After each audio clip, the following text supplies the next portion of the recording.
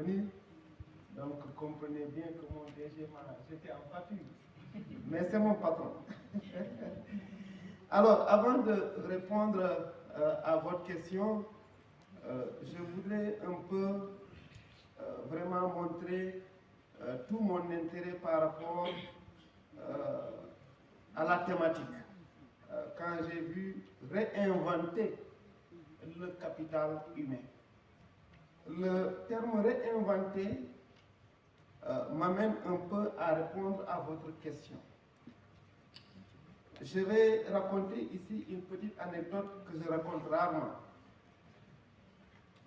Ma première année en philosophie, ma première note en philosophie, j'ai eu 1.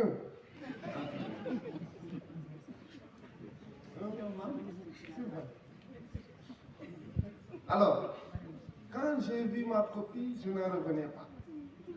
Parce que, en venant de la classe de terminale, où j'étais considéré comme parmi les plus brillants en philosophie, parce que j'aimais cette matière-là, donc je suis venu à l'université un peu après un gros doute. Vraiment, voilà. Quand en marchant, je considérais, surtout en ayant au bac 16, je me suis dit que je suis le meilleur en philosophie. Alors, donc, ce manque d'humilité-là m'a amené à penser que peut-être avec toutes les questions, il faut réciter comme on a parfois, il faut vraiment beaucoup apprendre, et ensuite coucher ce qu'on a appris. J'ai compris que vraiment ce n'est pas ce qu'il fallait faire. Donc après ce coup dur, ce que moi j'ai fait, je me suis réinventé. Ça m'apprend que quand on tombe, c'est un sortie-kill. Comme cela arrive souvent dans la vie. On ne peut pas ne pas échouer. On ne peut pas ne pas rencontrer des difficultés dans la vie. Les difficultés viendront toujours, les échecs viendront toujours, les coups durs sont permanents dans la vie. Mais lorsque les coups durs viennent, il faut savoir se relever. C'est ça le premier soft skills que moi j'ai appris. Il faut se relever quand on tombe. Mais aussi, il faut avoir de l'humilité.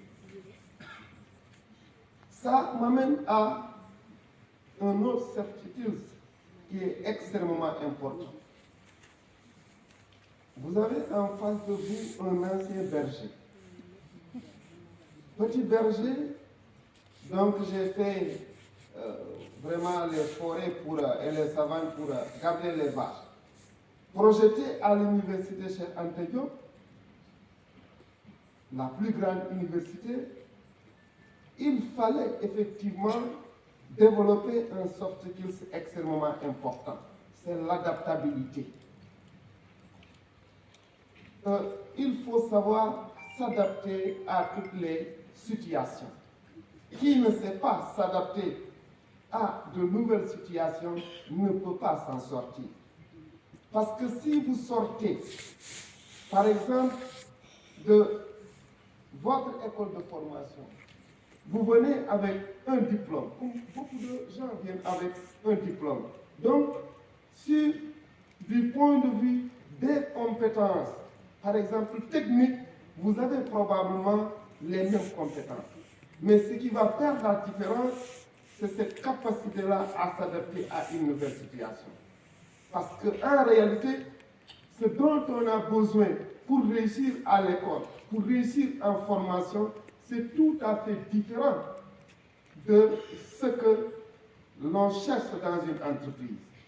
Dans une entreprise, on ne cherche pas effectivement que vos compétences techniques, on a besoin aussi de vos savoir-faire comportementaux.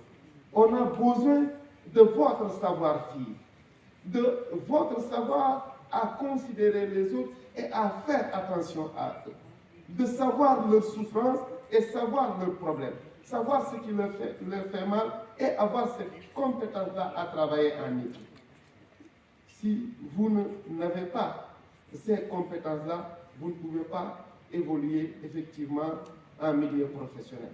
Et malheureusement, beaucoup de gens, ils ont ces problèmes.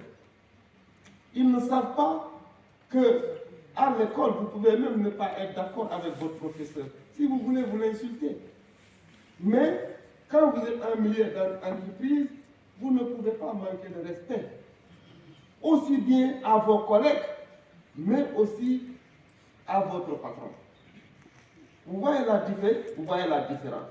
D'où on a besoin effectivement de ce savoir-faire relationnel-là, cette empathie-là, ce savoir-vivre-là et ces compétences émotionnelles pour comprendre, pour se comprendre soi-même, mais également pour comprendre les gens avec qui vous travaillez.